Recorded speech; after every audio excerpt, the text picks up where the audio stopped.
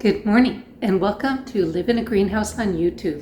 If you're new here, this channel is about my journey to design, build, and then live in the first greenhouse enclosed tiny home in the United States. Most of my videos focus on the greenhouse itself, the gardens, the weather, construction projects, and things that change from month to month. Today's going to be different though.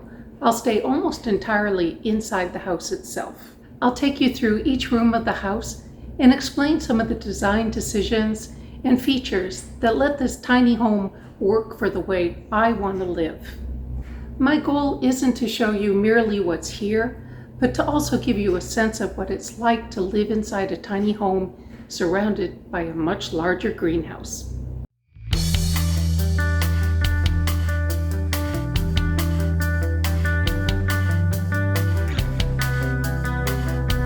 There's a door on the other end of the greenhouse, but this is where visitors enter.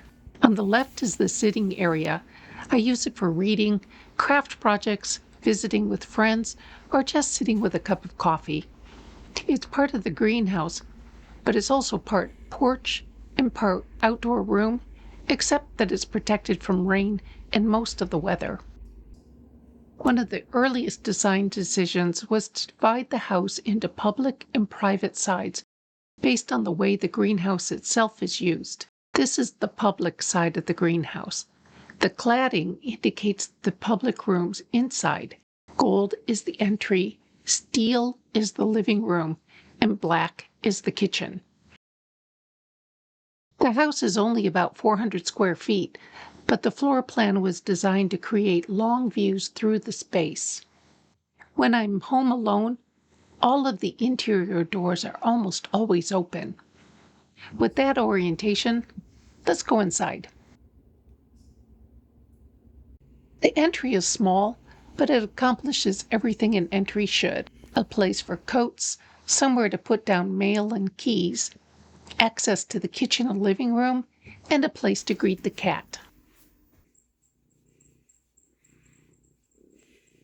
Standing at the entry, I can see through the living room and out into the greenhouse in two directions. Those views are part of what makes this little house feel much larger than it is. Each room is approximately 100 square feet, but the long sight lines make them feel much larger. The house was also designed so I could age in place. Everything is on one level, the interior doors are wide, and there are no interior thresholds, including at the shower. The flooring is marmoleum in all rooms except the tile in the wet rooms, both chosen to be durable and relatively easy to maintain. The living room is where I spend most of my time inside the house. It's where I read, watch videos, and relax, and for a few years it was also where I worked my day job before I renovated one of the small cabins into an office and sewing room. Because the doors and windows look into the greenhouse, the room doesn't feel as if it ends at its exterior walls. When the doors are open, the greenhouse becomes the larger space beyond the room. Even when the doors are closed, I still have the diffused greenhouse light and the view into the plants and sitting area. This house is not minimalist in the sense that I tried to own as little as possible. My approach was to decide what mattered to me and then make room for it. Things that aren't valuable, but are irreplaceable. In a small house, every object and every built-in has to justify the space it occupies. The lift-top coffee table is where I eat, and this rolling cabinet can provide a dining table for 6. One of my favorite examples is this in-wall ironing board. It's somewhere around 70 years old. I found it on Craigslist free list and then hauled it through 3 moves over about 10 years before it finally landed here. I enjoy sewing, so I knew I wanted a full ironing board, but storing one in a 400 square foot house could have been problematic. The cat furniture used the walls in a different way. With 6 doors and 5 windows in the house, there's not much uninterrupted wall space, but the space above the window was available. She doesn't use the platforms much in the summer when she can spend time outside the greenhouse, But in winter, they give her somewhere to run, climb, and burn off energy. Those features are practical, but they also support the things I actually do, living with a very active cat while staying visually connected to the greenhouse. In the kitchen, every cabinet and every inch of storage was considered carefully, and materials were selected for durability, accessibility, and easy maintenance. The skylights became one of my favorite features of the house. I don't look up to the open sky. I'm reminded that I live in a greenhouse. They weren't actually in the plans. Matt, my builder, had to talk me into adding them, and I'm glad he did. The cabinet above the refrigerator holds the large items that did not fit comfortably in the other cabinets, such as the pancake griddle and the Instant Pot. During the summer, I use a countertop ice maker, and for the rest of the year, it stores above the refrigerator. The countertops are stainless steel, fabricated locally in 2 pieces, and they cost less than stone. This may sound weird, but they sound warmer than stone. You can hear the difference when you set down glass or china. They're easy to clean and nearly indestructible. I can set a hot pan on them or even cut on them. And because the skylights face north and the windows face east, I don't have to worry about being blinded by sun reflecting off the metal.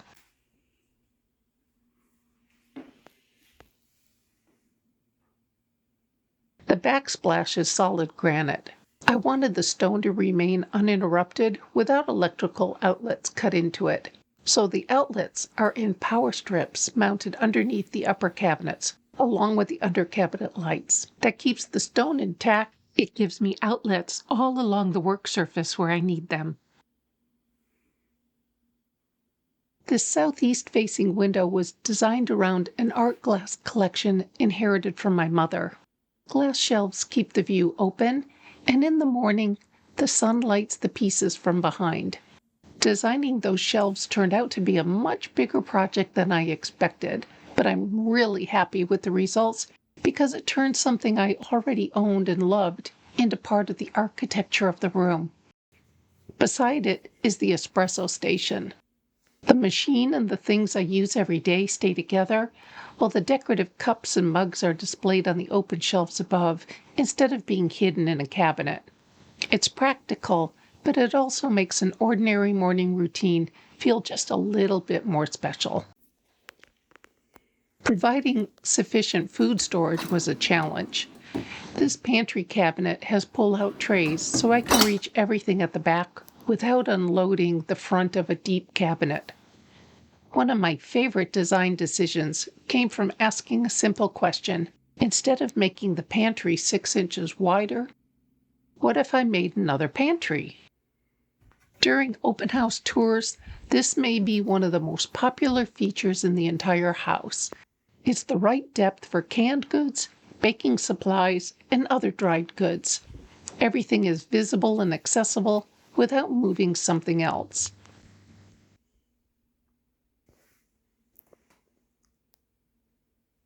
And it provides convenient space to hang an apron and hot pads. The kitchen is compact, but it doesn't feel like a temporary or reduced version of a kitchen. It has the things I use, the collections I enjoy, and storage designed around the way I cook and live.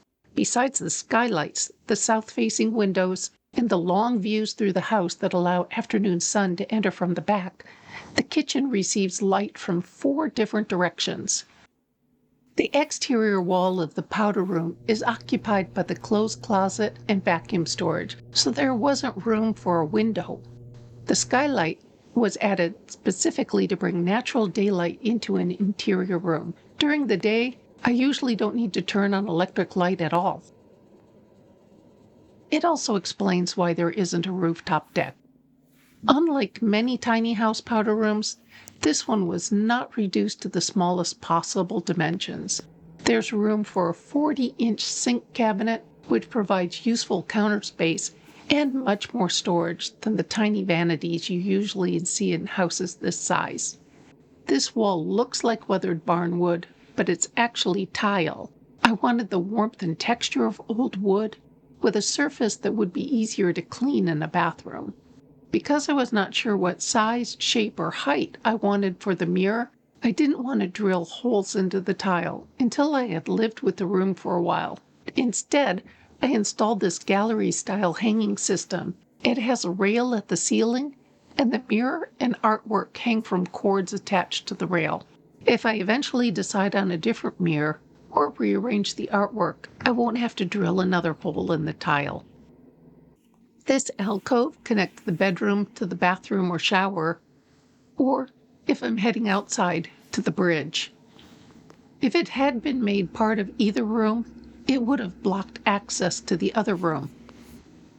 The solution was to make it the laundry room.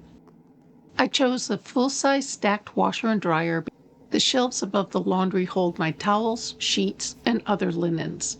They're directly below the extraction fan, which makes this a good place to address one of the most common questions on almost every video about a greenhouse enclosed home. What about mold? It's a reasonable concern, but the greenhouse and the house are separate environments. The house is insulated, heated, and cooled like a conventional house, and it has its own ventilation. If moisture inside the house were causing fabrics to become damp or musty, these linens would probably be the first place I would notice it. But they don't smell musty. They smell like clean towels and sheets. This is probably where people expect to find mold, if it's going to exist anywhere in the house. After several years of living here, there's not any visible mold. For a greenhouse enclosed home, that's probably the best evidence I can show. But this room is much more than just a shower. In a tiny house, almost every room has to do more than one job, and this little 46 by 65 inch room does 6. As a shower, it's wide enough for wheelchair access, and there's not a threshold to step over. It's also deep enough that the towels don't get splashed, and it doesn't need a shower door. That makes the room feel more open, with one less thing to clean. The heated floors give the room another purpose. It's where I hang clothes to dry when it's too cold to use the greenhouse, and they dry surprisingly fast. This is also the entrance from the swimming pool. Instead of dripping water through the house, all of that stays contained here. It's also where I come in muddy or dirty after working in the garden. During the winter, it becomes a mud room. I can close it off from the rest of the house to suit up before going outside, then come back in here with snow and cold before opening the door to the rest of the house. And finally, it's also the tropical plant room.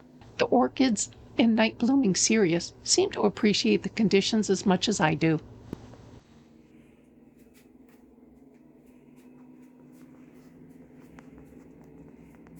The first thing most people notice is the king-size bed. It came with me from my previous house, and there's still enough room to walk around 3 sides of it, with a nightstand on each side.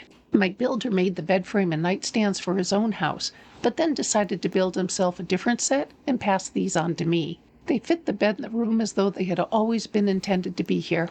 With 4 large drawers underneath that I use for off-season clothing and quilts I've made, the bed provides a substantial amount of storage. But the bed frame was built for a queen-size mattress. My king-size mattress needed the box springs to cantilever over the edge, and the finished bed ended up about 8 inches higher than a normal bed. So I use a step stool to get into bed. That may sound inconvenient, but I actually love being up higher. From bed, I get a wider view through the double doors to the food garden, and I can also see out the window above the bed. That window has a story. The wrong size was delivered. It's slightly larger than the window I ordered, and it doesn't open. But the house was being built during the unpredictable material delays following COVID, so returning it and waiting for a correct window could have delayed the project. So I decided to keep it. If I could change one thing in this room, I do wish that the window opened. What I like most about this room is that it doesn't feel like a sleeping compartment squeezed into a tiny house. When the doors and curtains are closed, it's soft and cozy without feeling closed in.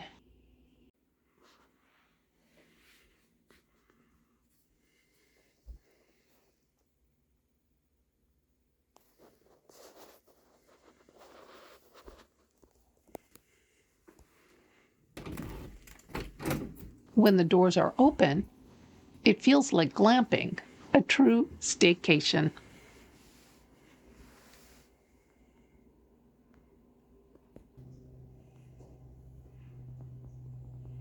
And there you have it, a look inside the little house at the center of this greenhouse.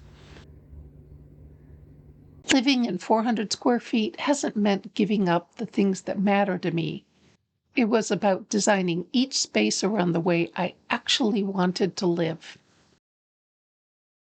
When people first hear about a greenhouse enclosed home, they naturally focus on the greenhouse. And that's understandable. It's certainly the part that catches your attention. But after living here for several years, I found that it's really the relationship between the greenhouse and the house that makes this place work. Every day begins differently here.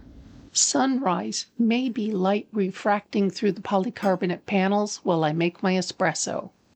Daytime, the greenhouse fills the house with natural light, surrounds it with gardens, softens the weather, and makes 400 square feet feel connected to something much larger. Sunset can set the greenhouse ablaze. And when night falls, everything changes.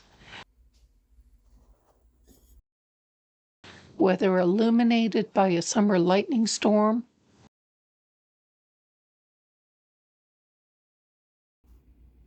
or by the evening lights,